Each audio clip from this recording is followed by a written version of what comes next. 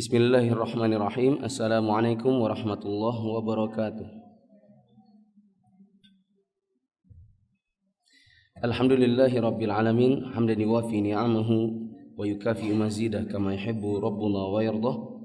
Wa asyhadu an la ilaha illallah wahdahu la syarikalah wa asyhadu anna Muhammadan abduhu wa rasuluhu la nabiyya ba'dah. Ibu-ibu yang dirahmati Allah Subhanahu wa taala, kita bersyukur kepada Allah pada hari ini kembali bisa bertemu di Majelis Ta'lim Mu'adzah Al-Audawiyah ini. Dan kita akan masuk ke bab 2 dari pembahasan kitab tauhid. Di buku yang dipakai ini halaman 8. Mohon tenang. Bab 2, keistimewaan tauhid dan dosa-dosa yang diampuni karenanya. Bila kita melihat judulnya, maka insya Allah kita akan melihat, membaca beberapa dalil baik dari Al-Quran maupun Sunnah yang menjelaskan bahwa orang-orang yang bertauhid kepada Allah, mereka beribadah hanya kepada Allah, tidak meminta kepada yang selain Allah, maka mereka semua akan mendapatkan ganjaran, yaitu dosa-dosa mereka akan diampuni. Oleh karenanya juga para ulama kita menjelaskan berdasarkan dalil-dalil ini bahwa siapapun yang meninggal dalam keadaan tidak menyekutukan Allah dengan sesuatu apapun, siapapun yang meninggal dalam keadaan tidak berbuat syirik, siapapun yang meninggal ibadahnya, doanya hanya untuk Allah, tidak dia tujukan kepada yang selain Allah, maka dia akan mati, akan masuk surga meskipun dia pernah berbuat dosa. Meskipun pernah berbuat dosa. Tapi karena tauhidnya maka dia akan masuk surga. Kecuali apabila dosanya begitu banyak dan amal-amal ibadahnya terkalahkan oleh dosa-dosanya itu, maka Allah akan memasukkan dia ke dalam neraka sebagai bentuk pencucian dia dari dosa. Akan tetapi insya Allah setelah dia dicuci dari dosanya, maka Allah pun akan tetap memasukkannya ke dalam surga dengan landasan karena ada tauhid pada dirinya.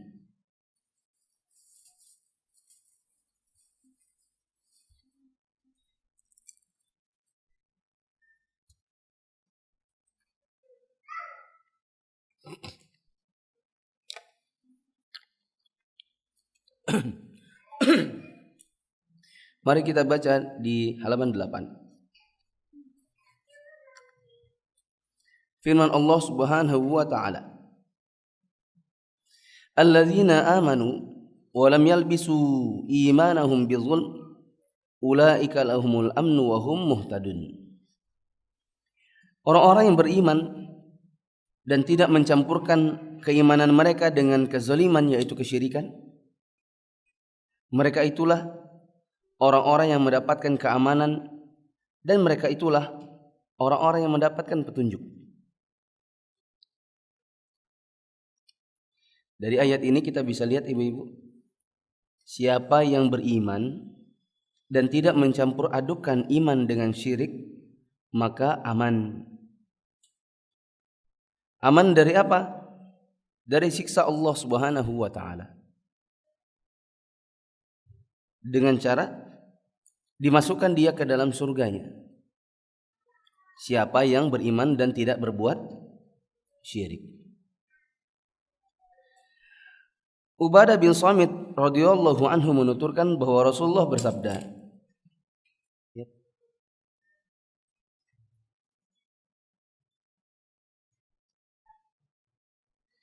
Rasulullah sallallahu alaihi wasallam bersabda, "Man syahida an alla ilaha illallah wahdahu la syarikalah wa anna Muhammadan abduhu wa rasuluh wa anna Isa abdullahi wa rasuluh wa kalimatuhu alqaha ila Maryam wa ruhun min wal jannatu haqqun wan naru haqqun adkhalahu Allahul jannata ala ma kana minal amal. Rasulullah sallallahu alaihi wasallam bersabda, barang siapa yang bersyahadat bahwa tidak ada sesembahan yang hak selain Allah, tidak menyekutukan Allah dengan sesuatu apapun, dia bersaksi bahwasanya Muhammad adalah hamba dan rasulnya, dia bersyahadat bahwa Isa hanyalah hamba Allah, bukan Tuhan, bahwa Isa adalah rasulnya dan kalimatnya yang disampaikan oleh Allah kepada Maryam, serta merupakan roh dari penciptaannya, dan dia bersaksi bahwasanya surga adalah benar, dia bersaksi bahwa neraka adalah benar, maka Allah pasti memasukkan dia ke dalam surga sesuai dengan amal, dengan apa yang telah diperbuatnya. Ini perlu di stabilo ibu-ibu. Ibu-ibu masih bawa stabilo yang kemarin? Ya. Kata-kata Allah, barang siapa bersyahadat bahwa tidak ada sesembahan selain Allah, tidak ada sekutu baginya, ya kan? Stabiloi itu, stabiloi juga bagian akhirnya, maka Allah pasti memasukkannya ke dalam surga. Tidak akan ada orang yang masuk ke dalam surga kecuali setelah dosa-dosanya diampuni. Meskipun ternyata mungkin di awal dia dimasukkan ke dalam neraka dulu, tapi dengan adanya tauhid dia pasti akan masuk surga suatu saat. Tapi jangan bilang begini, oh gitu toh, ya udah nggak apa-apa, dosa-dosa dikit nggak apa-apa lah, masuk neraka dikit nggak apa-apa, ya. Jangan bilang begitu ya. Jangan dikira neraka itu ya kayak masuk apa. Al-Imam Al-Bukhari dan Muslim meriwayatkan pula hadis dari Itban. Dia mengatakan, fa innallaha harrama 'alan nari man qala la ilaha illallah yabtaghi bidzalika wajh Allah. Sesungguhnya Allah telah mengharamkan kepada neraka untuk dimasuki orang-orang yang mengucapkan la ilaha illallah, tidak ada sesembahan yang berhak kecuali Allah, karena mencari wajah Allah semata. Maksudnya mengucapkan la ilaha illallah dan tidak berbuat syirik.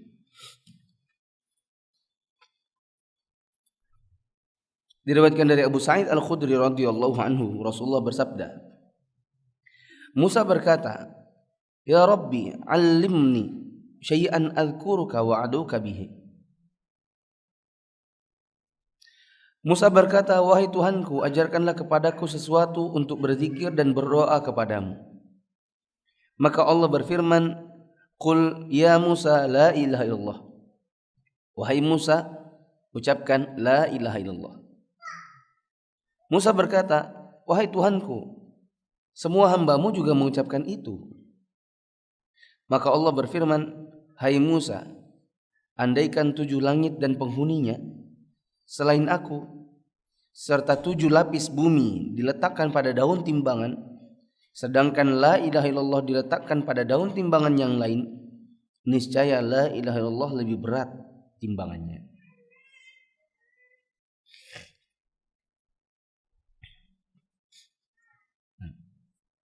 Ibu-ibu dilihat nih, Allah mengatakan seandainya 7 lapis langit dan bumi beserta seluruh penghuninya kecuali Allah ditaruh di satu timbangan, dan la ilaha illallah ditaruh di timbangan yang satunya lagi, mana yang lebih berat timbangannya?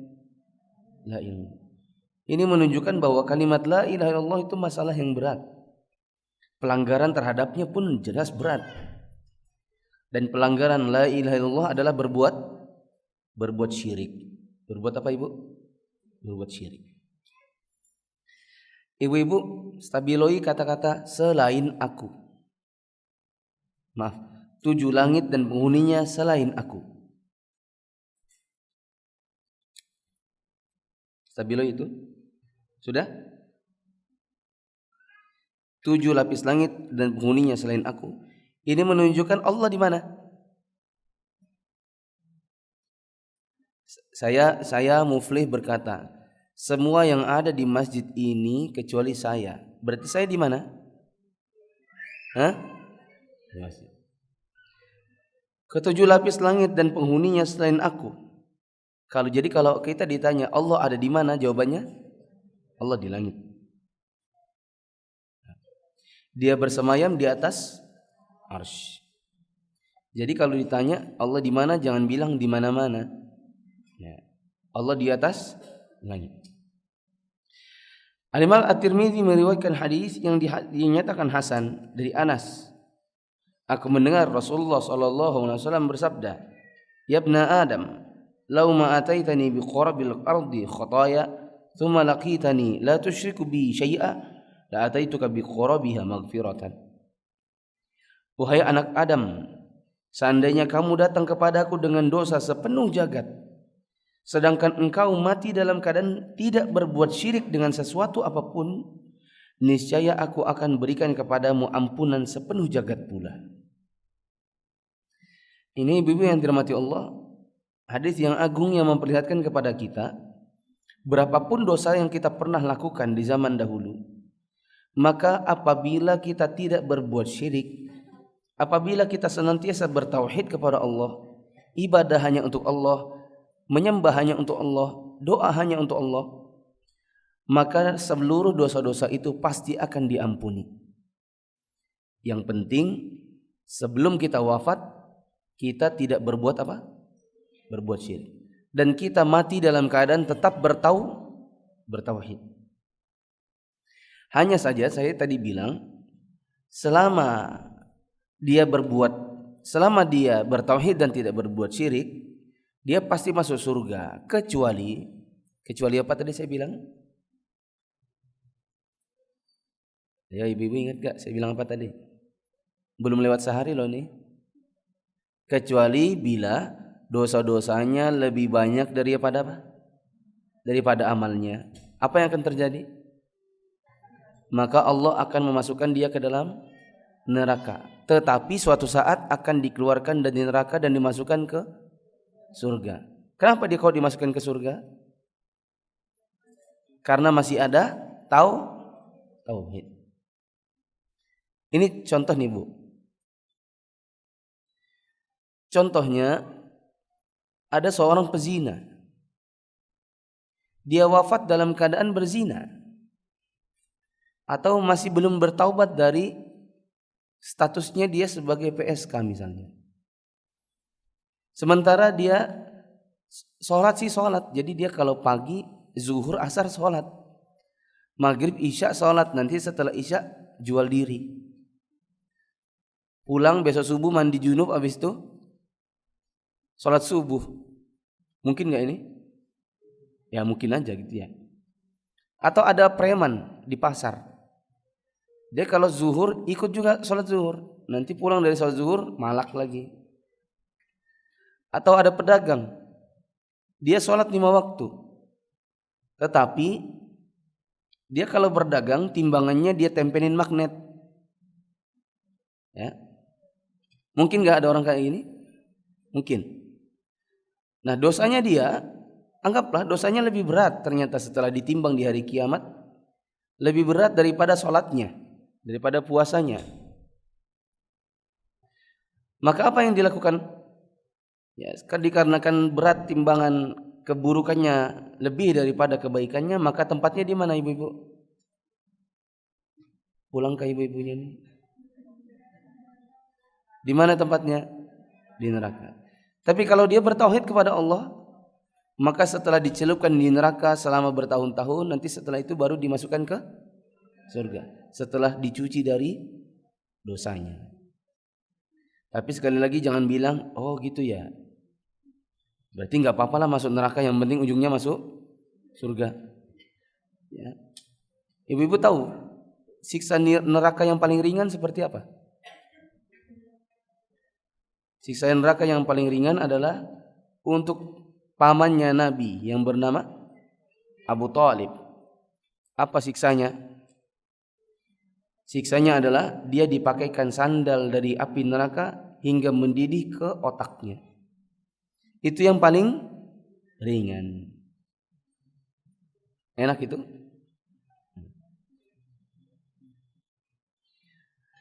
Nah, mari kita lihat kandungan bab ini.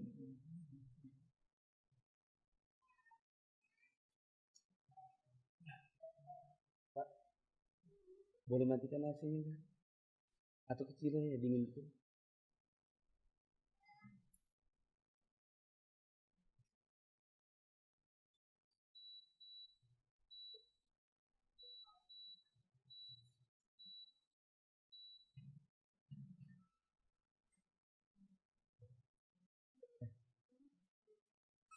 Kandungan bab ini pertama adalah luasnya karunia Allah.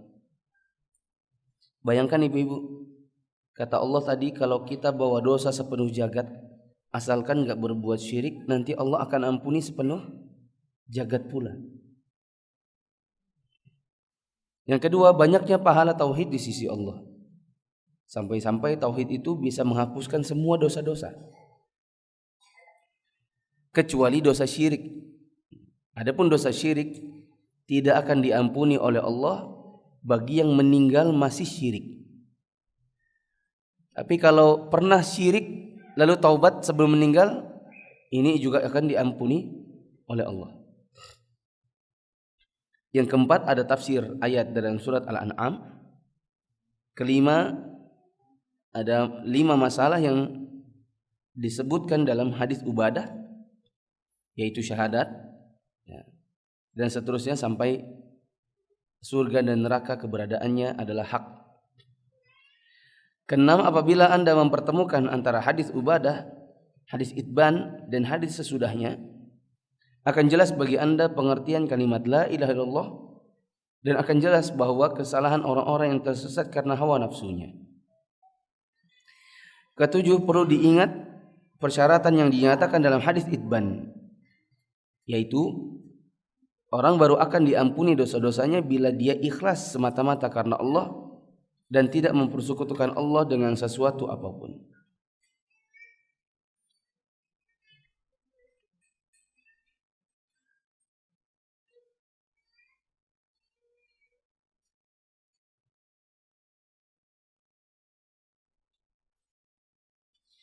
Yang kedelapan, para nabi juga perlu diingatkan akan keistimewaan la ilaha illallah. Makanya tadi Allah berkata kepada siapa ya? Nabi Musa. Berat timbangan la ilaha illallah mengungguli berat timbangan seluruh makhluk. Ke-10 dinyatakan bahwa bumi itu 7 lapis, seperti halnya langit. Ke-11, langit dan bumi ada penghuninya. Ke-12, menetapkan sifat-sifat Allah, berbeda dengan pendapat Asy'ariyah, di mana kita menetapkan bahwa Allah berada di atas langit, bersemayam di atas arsy. Berbeda dengan pendapat sebagian orang yang mengatakan Allah ada di mana-mana. Ke-13, bila Anda memahami hadis Anas, maka Anda akan tahu bahwa sabda Rasulullah SAW dalam hadis Itban maksudnya adalah dengan tidak melakukan perbuatan syirik sedikit pun. Bukan dengan cuma sekadar la ilaha illallah saja. Bukan cuma dengan sekadar mengucapkan dengan lisan saja. 14, perhatikanlah perpaduan sebutan sebagai hamba Allah dan Rasulnya dalam pribadi Nabi Isa. Nabi Isa juga termasuk hamba dan Rasul, bukan Tuhan. Ke-15, ada keistimewaan Nabi Isa. Dia merupakan kalimat Allah. Karena Nabi Isa itu dijadikan oleh Allah tanpa persetubuhan antara laki-laki dan perempuan. Ke-16, Nabi Isa adalah ruh di antara ruh yang diciptakan Allah. 17, mengetahui keistimewaan iman dengan kebenaran adanya surga dan neraka. 18, mengetahui sabda Rasul sesuai dengan amalan yang diperbuatnya. 19, mengetahui bahwa timbangan itu ada 2 daun. Timbangan di sini maksudnya mizan di hari kiamat, timbangan amal. Karena ada yang mengatakan timbangan amal itu cuman 1 daun. Ke-20, mengetahui kebenaran adanya wajah bagi Allah. Kalau ada yang berkata, apakah Allah punya wajah? Maka jawabannya iya, Allah punya wajah. Tetapi kita tidak menyamakan wajah Allah dengan wajah makhluknya. Yang penting Allah punya wajah. Bagaimana bentuknya kami tidak tahu. Akan tetapi kami beriman bahwa Allah punya wajah.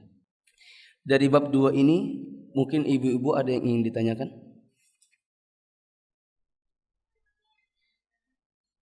Saya ringkas dulu. Saya bertanya, ibu-ibu menjawab. Kita harus bertahu, wajib untuk menjauhi. Kalau kita bertauhid dan tidak berbuat syirik, maka dosa-dosa kita pasti akan. Tapi kalau dosa kita lebih banyak daripada amalnya, bagaimana? Masuk neraka. Tapi kalau ada tauhidnya gimana? Masuk nerakanya cuma sementara saja, sampai tercuci dari dosa, terus masuk ke surga. Kalau ada orang sholat, gak pernah maksiat, tapi syirik, bagaimana? Dosanya tidak akan diampuni. Maka masuk nerakanya selama-lamanya.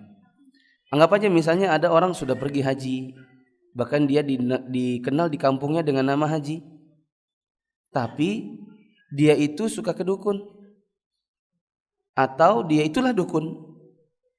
Dia kalau dagang pakai jimat, pakai penglaris.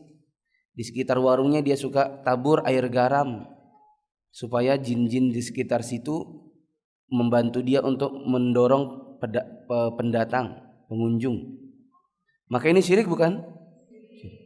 Maka meskipun orangnya sholat, tapi karena syiriknya maka tempatnya di neraka selama. Ada pertanyaan?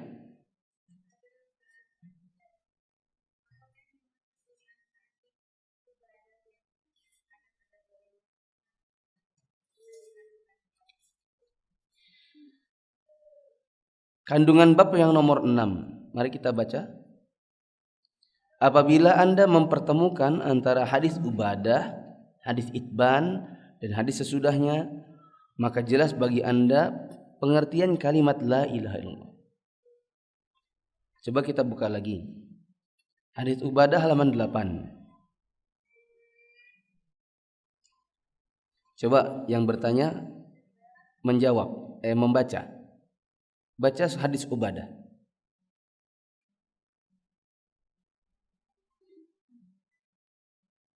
Barang siapa bersyahadat.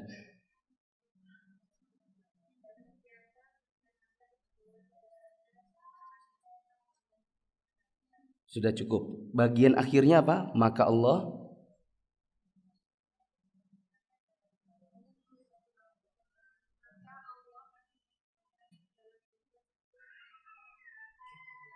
terus.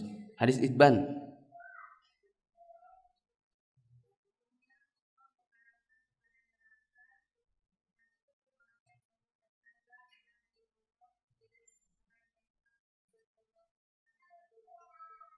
Nah, dari 2 hadis ini saja ditambah dengan hadis-hadis yang setelahnya. Coba hadis setelahnya, hadis Abu Sa'id Al-Khudri. Coba dibaca. Baca yang hai Musa, andai kata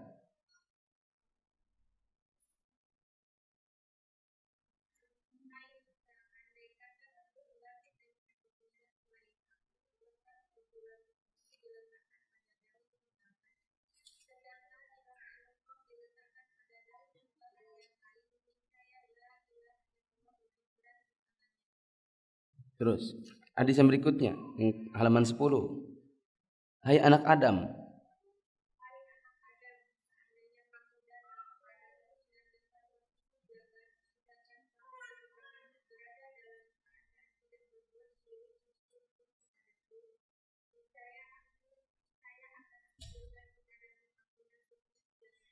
dari 4 hadis ini kita bisa ambil kesimpulan bahwa kalau kita kumpulkan semuanya, kita ambil intisari dari setiap hadisnya ini, maka ini menunjukkan kepada kita siapa yang mengucapkan la ilaha illallah Tidak ada sesembahan yang berhak diibadai selain Allah. Dia mengucapkannya dengan hati, diyakini dengan lisan, diucapkan dengan lisan, diyakini dengan hati, dan dilaksanakan konsekuensinya dengan anggota badannya. Dan dia tidak berbuat syirik dengan sesuatu apapun. Maka kalau dia punya dosa, dosanya diampuni. Maka kalau nanti di akhirat dia tempatkan di mana? Jawabannya tempatnya adalah surga.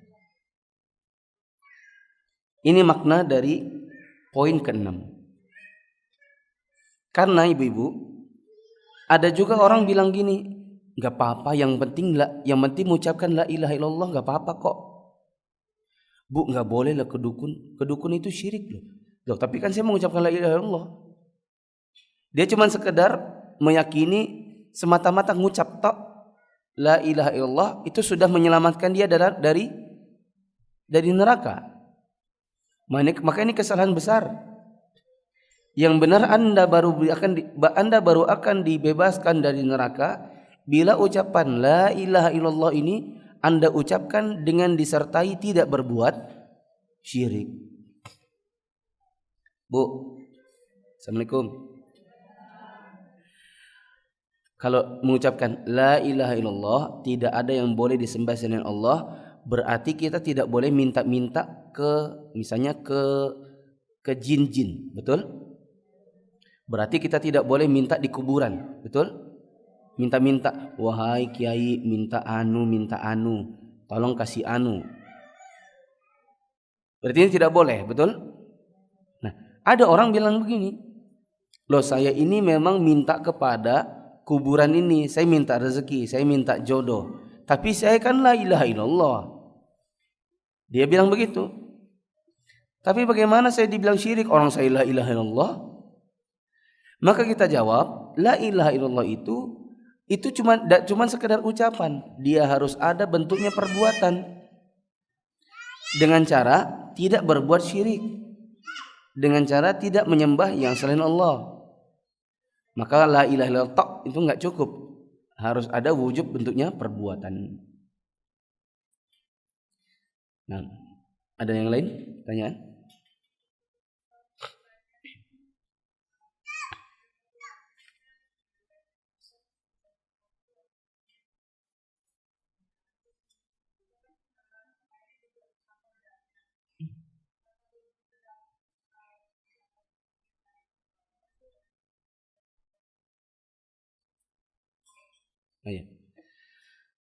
Kan ada zikir subhanallah wa bihamdi subhanallahil azim. Kata Rasulullah sallallahu alaihi wasallam, khafifatani fil lisan. Itu dua kalimat yang ringan untuk diucapkan lisan. Tsaqilatani fil mizan. Dia berat di timbangan. Habibatani indar rahman. Dia disukai oleh Allah yang Maha Ar-Rahman. Apakah berarti la ilaha illallah dengan subhanallah bihamdi subhanallahil azim itu mana yang lebih berat? Itu ya Bu ya. Nah, jawabannya dua-duanya memiliki keutamaan masing-masing. Keutamaannya ada masing-masing. Kalau ditanya mana yang lebih utama, maka utamanya adalah la ilaha illallah. Tetapi tidaklah bermakna kalau kemudian ya udah saya ucapkan la ilallah aja, subhanallahul azim, subhanallah bihamdi itu enggak usah dah. Karena keutamanya juga kurang. Jawabannya tidak. Itu semua kalimat-kalimat yang diajarkan Nabi, maka variasikanlah semua bacaan zikir dengan apa yang diajarkan Nabi. Jadi la ilallah dibaca, subhanallah bihamdi, subhanallahul azim juga dibaca. Nah, saya khawatirnya setelah ibu saya jawab la ilaha illallah lebih utama, terus dia cukupkan hanya dengan la ilaha illallah subhanallah bihamdinya, akhirnya enggak pernah lagi dibaca. Ya masing-masing memiliki keutamaan, masing-masing memiliki timbangan yang berat di hari kiamat.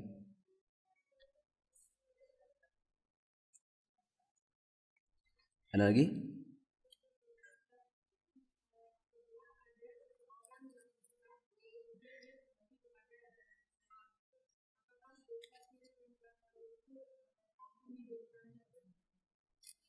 pernah murtad. Berarti dulunya Islam atau dulunya musyrik memang? Oh.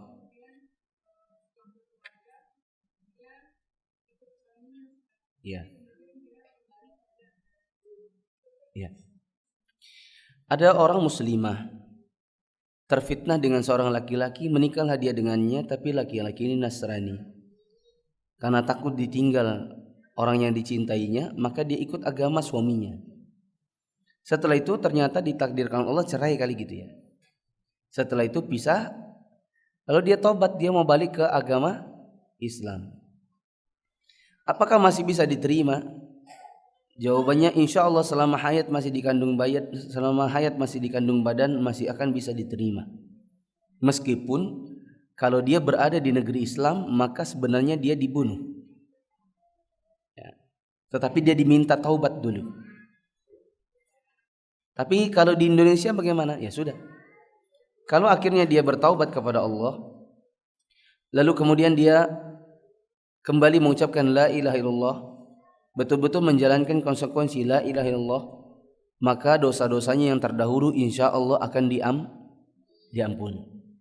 Apalagi kalau dia meninggal setelahnya dengan mengucapkan la ilaha illallah, maka tempatnya pasti di mana ibu-ibu? Di surga.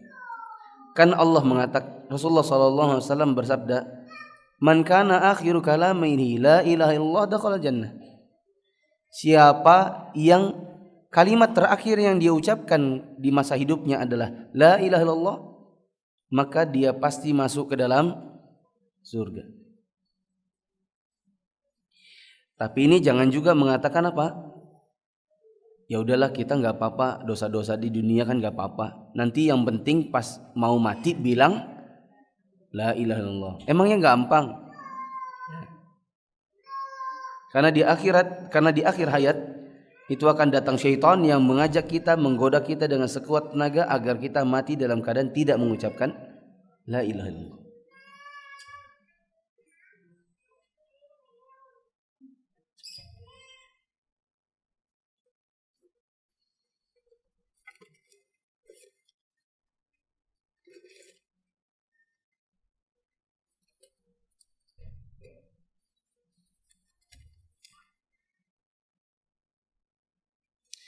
Apakah kalau menulis ayat dari Al-Quran terus dipakai untuk jadi jimat termasuk syirik? Jawabannya iya, termasuk syirik. Misalnya nulis-nulis ayat di Al-Quran terus ditaruh di bungkusan warna hitam, dikasih benang, taruh di pinggangnya bayi. Masih ada begitu? Masih. Tujuannya supaya anaknya tidak diganggu setan. Ya kan? Maka ini termasuk menjadikan Al-Quran sebagai jimat. Apakah boleh? Jawabannya yang lebih tepat adalah tidak boleh. Alasannya, Al-Quran di zaman Nabi SAW adalah untuk dibaca dan dipelajari, tidak pernah dijadikan sebagai penangkal jin. Tapi kalau ada orang kejinan atau sakit lalu dibacakan Al-Quran, betul, maka dia penyembuh. Tapi bukan penangkal. Paham nih ibu? Bu?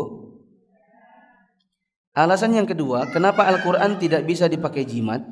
Misalnya buat anak kita yang bayi-bayi itu. Karena kadang-kadang anak bayi kita masuk ke kamar mandi bawa talinya itu, betul atau enggak? Kan jarang kita copot, pasang begitu kan? Akhirnya Al-Quran masuk ke mana? Masuk ke tempat yang kotor, kamar mandi, WC, ada toiletnya. Dan ini termasuk penghinaan terhadap Al-Quran. Maka bayi kita jangan lagi dikasih gitu-gitu. Bayi kita itu ya, di rumah kita itu ibunya baca Quran supaya syaitan lari dari rumahnya. Sebagaimana Nabi SAW mengatakan, rumah yang dibacakan di dalamnya surat Al-Baqarah, maka syaitan-syaitan akan lari darinya. Nah.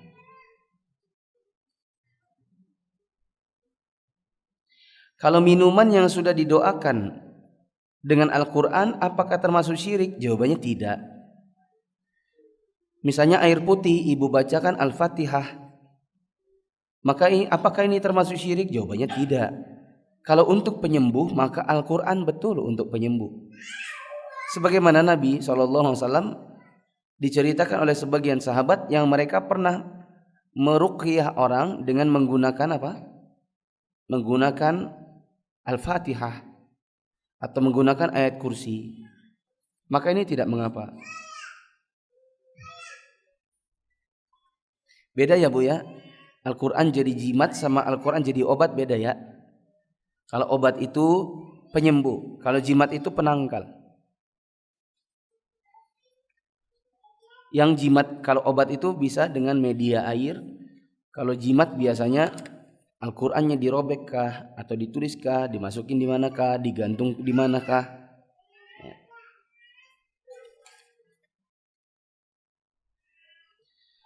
Ustadz mau tanya, gimana kalau percaya bunyi seperti burung gagak nanti ada yang mau meninggal? Kejatuhan cicak akan sial. Ini namanya tatoyur. Apa namanya? Coba ibu-ibu bilang tatoyur. Coba bilang lagi tiaroh. Nah, dua-duanya sama aja. Yang artinya, dan itu termasuk kesyirikan. Nah, kata Rasulullah SAW, at-tiyaratu syirkun, at-tiyaratu syirkun, at-tiyaratu syirkun. Tiaro itu syirik, tiaro itu syirik, tiaro itu syirik. Apa itu tiaro? Tiaro itu di zaman dahulu, orang kalau mau pergi, kalau ada yang mau pergi dari rumahnya, maka dia terbangkan burung. Misalnya burungnya belok kanan, berarti oh ya pergi. Tapi kalau burungnya belok kiri, maka batal, nggak jadi pergi. Kalau burungnya diterbangkan terus nggak balik, berarti pergi aja. Tapi kalau nggak dia balik lagi, berarti jangan pergi. Itu zaman dulu. Kalau zaman mama saya pernah bilang gini, kamu nak kalau keluar rumah, kamu tiup dulu tanganmu pakai hidung, gitu. Ya. Nanti hidung yang mana yang anginnya keras, kakinya itu yang keluar katanya. Supaya apa? Supaya selamat. Ya. Jadi taruh gitu. Oh, hidung kiri anginnya lebih keras, berarti kaki kiri duluan keluar.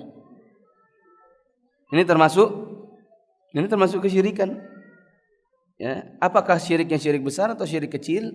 Tergantung dengan keyakinannya, tapi minimal syirik kecil. Ibu-ibu pernah gini nggak zaman dulu? Mau kemana? Ayah mau kemana? Pergi dulu ya. Tunggu dulu, jemput nasi, ntar ke pohonan. Ya tanda? Nah, ke pohonan atau pemali ya? Kepuhunan. Sini dulu ke pohonan nanti, takutnya celaka di jalan, ya kan? Emang celaka di jalan ada hubungannya dengan nasi? Nggak ada. Celaka di jalan itu ada hubungannya dengan helm, ngebut-ngebutan, lampu merah, rambu-rambu. Nah, itu ada hubungannya. Jadi kalau bilang, ayah mau kemana? Mau ke ini, pakai helm, nanti celaka. Nah itu benar. Ya tanda? Ayah mau kemana? Ke sini. Lampu merah berhenti ya, nanti celaka. Betul atau enggak? Betul. Itu kan ada hubungannya toh. Tapi mau kemana? Pergi dulu, tunggu jemput nasi, nanti celaka. Apa hubungannya? Ada burung gagak di atas rumah, waek waek waek. Berarti besok ada yang meninggal. Mimpi giginya copot, berarti besok ada yang meninggal. Mimpi kejatuhan cicak, besok meninggal. Anak tengkurap depan pintu, besok mama meninggal. Sapu kejatuhan di kepala, harus diludahin, nanti kalau enggak bisa meninggal terus.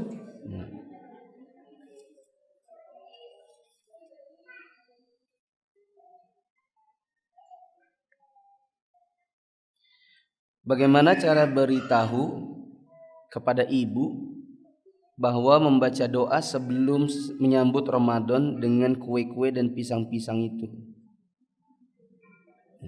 Kata ibu, ini kan tradisi.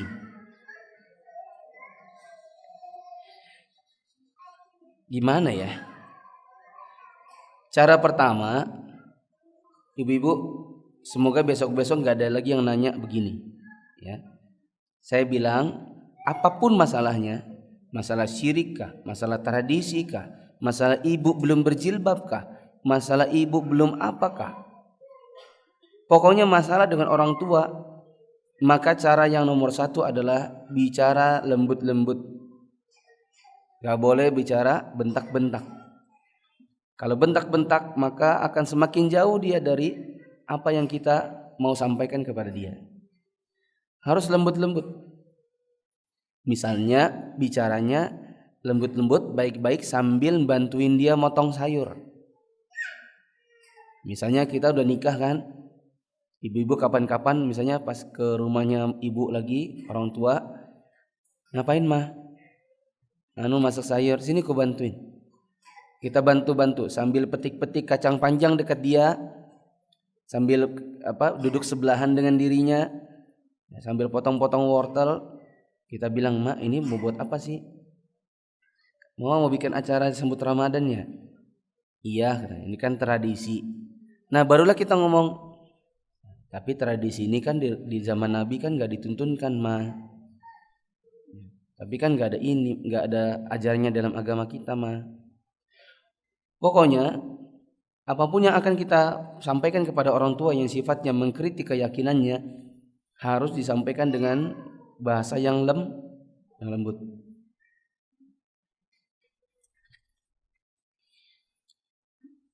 Nah, tapi yang jelas, ibu-ibu, coba saya tanya, baca doa sebelum menyambut Ramadan pakai pisang-pisang. Saya tambahin pakai ketan, di tengahnya pakai telur. Itu kan baca doa selamat. Itu adat saya tuh orang Bugis. Nah, itu syirik kah? Hah, kok syirik? Syirik atau bukan? Itu bukan syirik. Syirik itu menyembah selain Allah, berdoa ke selain Allah, meyakini kemudaratan ada pada selain Allah.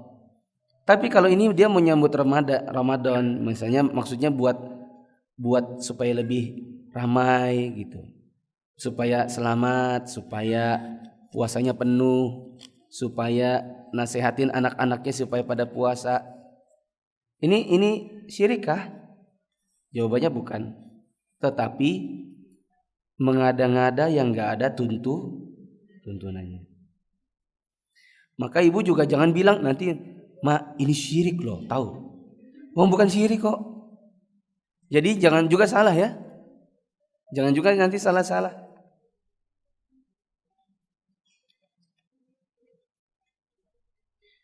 Sampai-sampai saya dengar ada orang bilang gini, "Ustadz, kalau ada suami takut poligami, itu berarti kan takut kepada yang selain Allah kan?"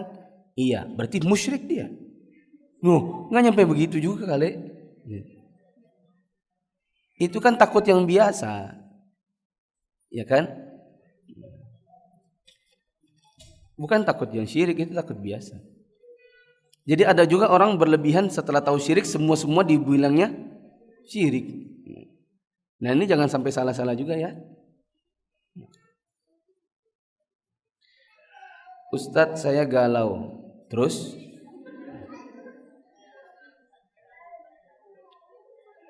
"Saya sudah tidak pengen ada yang ucapkan ulang tahun. Tapi teman-teman dekat, mertua saya juga mengucapkan selamat ulang tahun.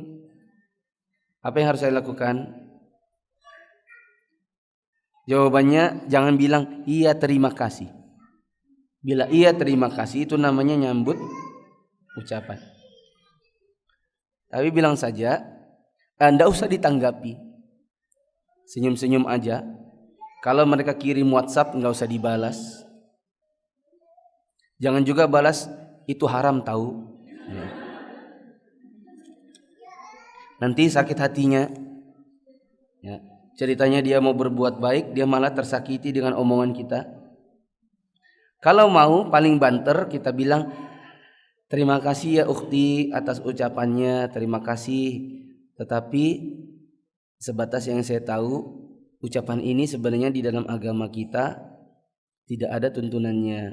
Coba deh lihat artikel berikut ini, kasih linknya, kasih artikelnya siapa gitu.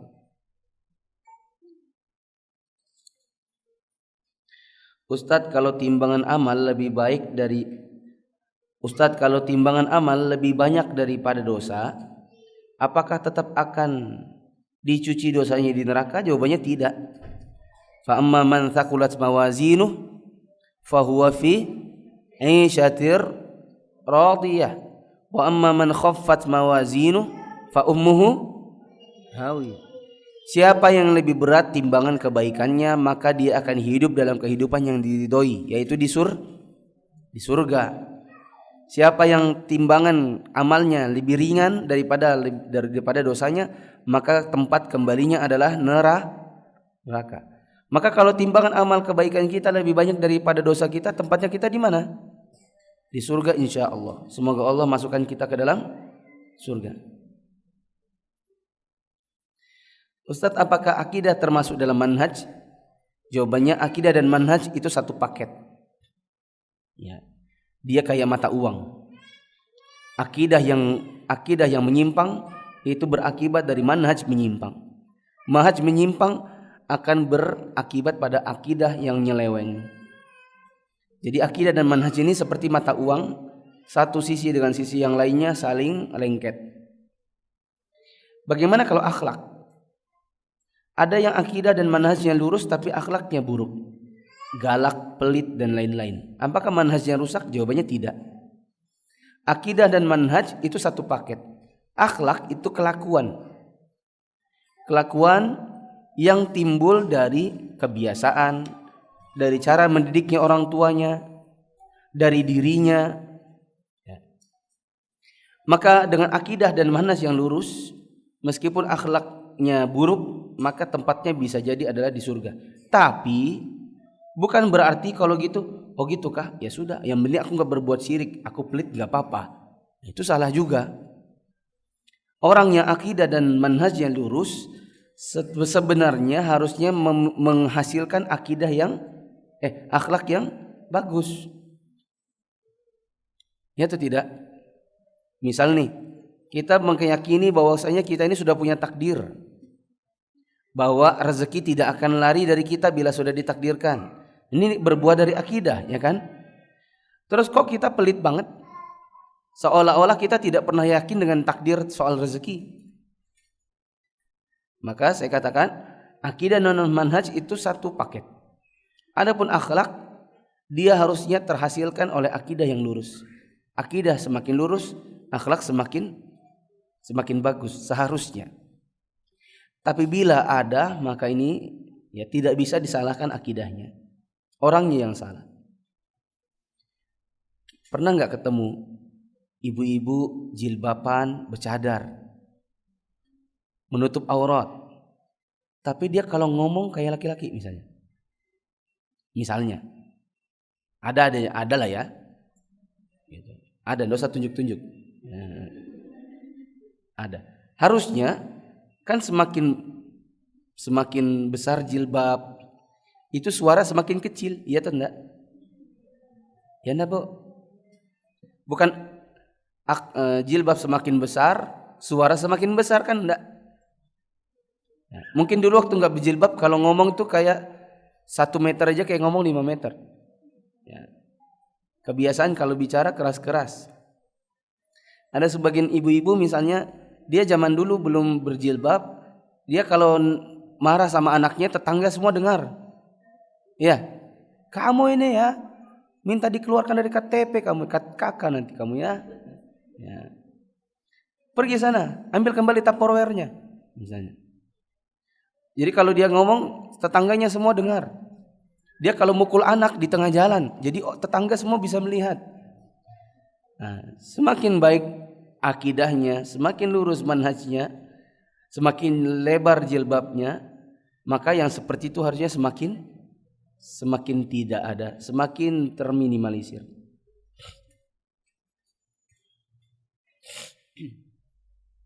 Bu, kalau ada wanita berjilbab nyolong di pasar, itu yang salah orangnya apa jilbabnya?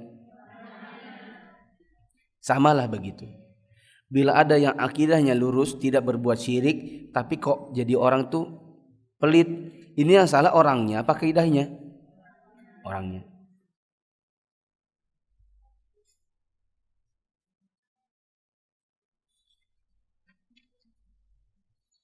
Ini pertanyaan di kertas sudah habis.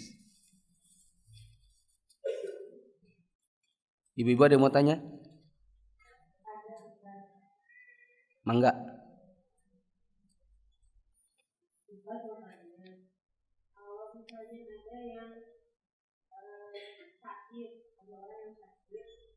Lalu dia memakai seperti gelang atau semacam kroset, dan dia merasa kalau memakai itu enak gitu badannya. Jadinya tapi setelahnya keterusan seperti merasa kalau tidak ada barang itu badannya makin lagi gitu.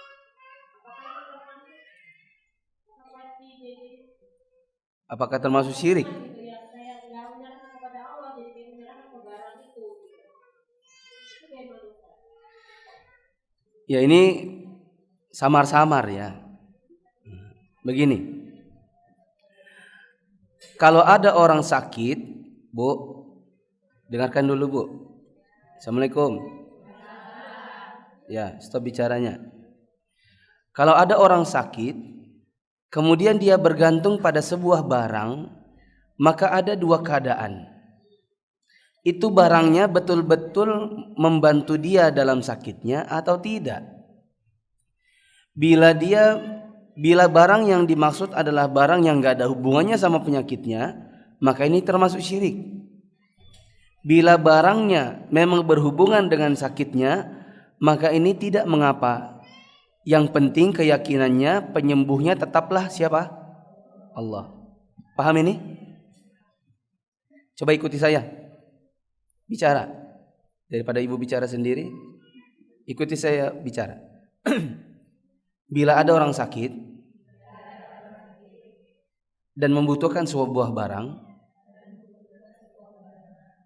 maka ada dua keadaan.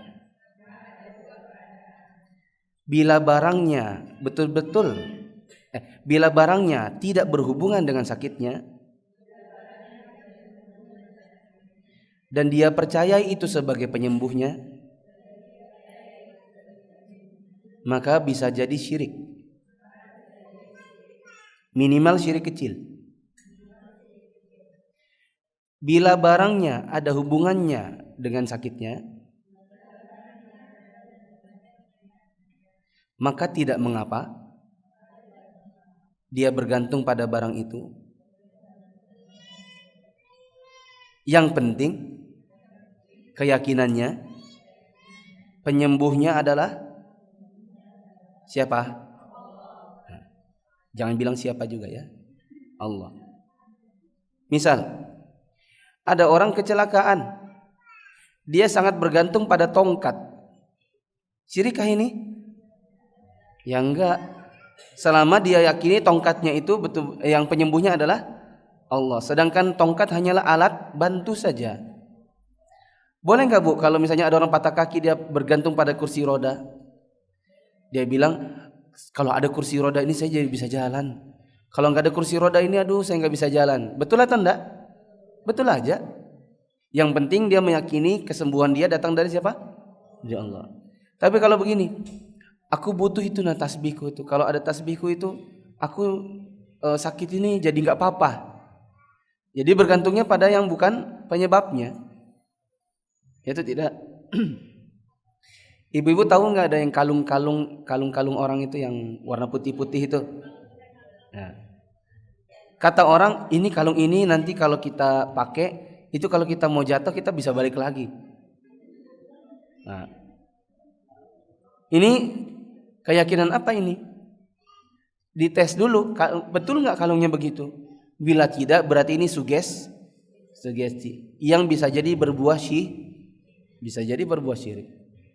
Tapi kalau kalung ini misalnya kalung ini adalah sekedar perhiasan saja supaya suamiku suka, boleh nggak? Boleh. Jadi tergantung itu benda betul-betul bisa dibuktikan tidak sebagai penyebab dari yang dia maksud. Intinya kalau memang terbukti itu adalah alat bantu atau ada alat yang cocok dengan tujuannya, maka tidak mengapa. Yang penting keyakinan kesembuhan misalnya itu tetap datang dari Allah. Habis pertanyaan? Ibu-ibu sudah resah dan gelisah kayaknya. Masih ada Ustaz. Berapa orang lagi yang bertanya? Angkat tangan. 2, silakan.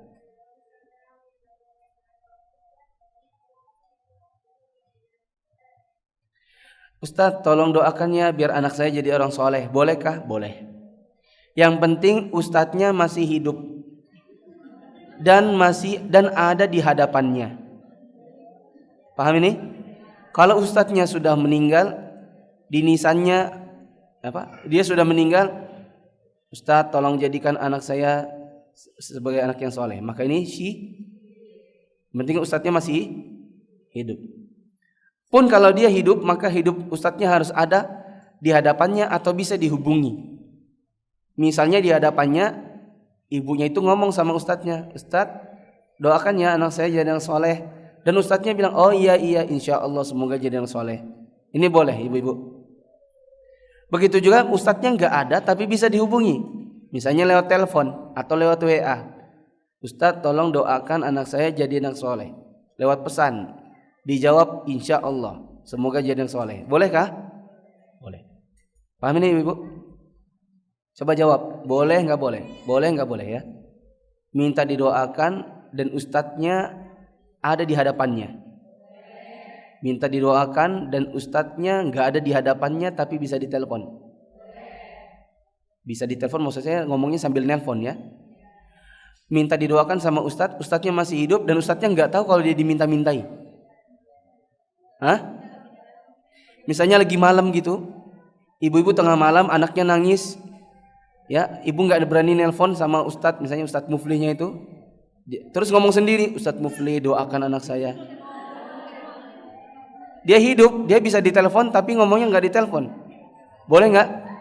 Nggak boleh juga. Ya. Ustadz Muflinya udah meninggal, boleh kan nggak? Nggak boleh dan ustadznya masih hidup. Terakhir, Ustaz, ada orang yang selalu bilang dia sakit ceritanya, terus disuruh istighfar, dia bilang nggak usah, badan saya sudah istighfar terus katanya. Jadi perutnya nggak bisa istighfar, terus kalau dibacain doa ayat kursi gitu katanya tangannya bercahaya. Itu kesurupan apa? Itu namanya khurafat namanya. Apa namanya? Tahayul. Ya itu khurafat itu melulu dari sufi. Ajaran-ajaran khurafat enggak, badanku ini sendiri sudah beristighfar. Itu tanganku itu ya bisa bercahaya. Saya pernah suatu hari di BDI habis ngisi ceramah, ada bapak-bapak datang begini. Itu lagi Ramadan tahun lalu tuh. Ramadan 2 tahun lalu. Di BDI bapaknya itu bilang gini, Ustadz, tahu enggak Ustadz, kemarin malam saya pulang dari tarawih di BDI ini, itu saya lihat pohon-pohon tunduk semua sama saya, miring semua ke saya katanya. Itu biasanya orang-orang kena khurafat sufi. Cara ngobatinya dia harus ikut kajian sunnah. Karena khurafat sufi itu lawannya cuma sunnah saja. Kita cuma tanya begini, itu keyakinan begitu dalilnya apa? Hanya bisa begitu. Apa dalilnya? Mana yang katanya bercahaya, mana yang katanya badannya bersifat. Ya seperti itu memang datang dari keyakinan-keyakinan aneh-aneh karena sebab ajaran yang salah. Iyalah, dia harus istighfar. Wong Nabi aja istighfar 70 kali minimal sehari. Pakai lisan bukan badannya. Itu Nabi. Bagaimana ada orang di zaman ini mengklaim dirinya bisa melakukannya lebih dari Nabi?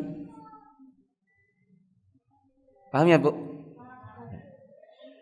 Subhanakallahumma wa bihamdika asyhadu an la ilaha illa anta astaghfiruka wa atubu ilaik. Wassalamualaikum warahmatullahi wabarakatuh.